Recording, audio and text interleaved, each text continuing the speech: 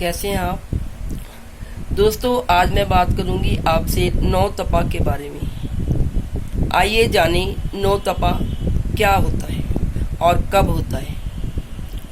दोस्तों, नौ तपा साल के 9 दिन होते हैं जो भीषण गर्मी के होते हैं।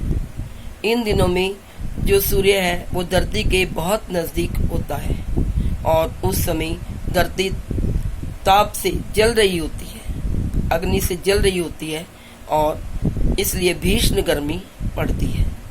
इसलिए इन 9 दिनों को नौ तपा कहा जाता है। इस वर्ष 2020 में नौ तपे का समय है 25 मई से 2 जून तक, जो कि अब चल रहा है और संभावना है कि तापमान 42 डिग्री से 48 डिग्री तक जाएगा।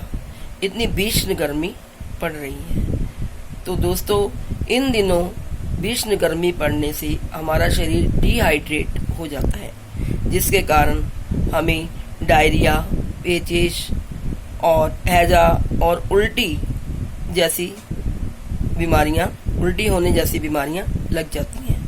और क्योंकि बहुत गर्मी होती है इसलिए हमारा कुछ खाने को दिल नहीं करता, हमारी भूख खत्म हो जाती है, हमारा पेट भी कभी कभी खराब रहता है और हमारी पाचन शक्ति कमज़ोर हो जाती है।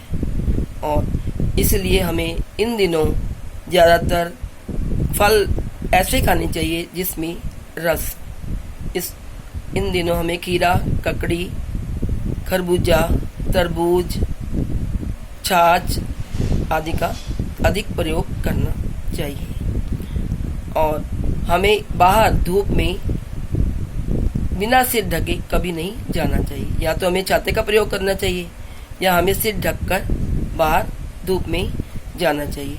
और वापिस आकर हमें अपनी आंखों में और अपने मुंह में ठंडे पानी के छींटे मारने चाहिए। यदि हम नंगे सिर बाहर जाएंगे तो हमारे बाल भी चढ़ेंगे और बाल जल्दी सफ़ेद होने लगेंगे। दोस्तों, अधिक गर्मी के कारण हमें इन दिनों खूब पानी पीना चाहिए और दूसरों को भी पिलाना चाहिए।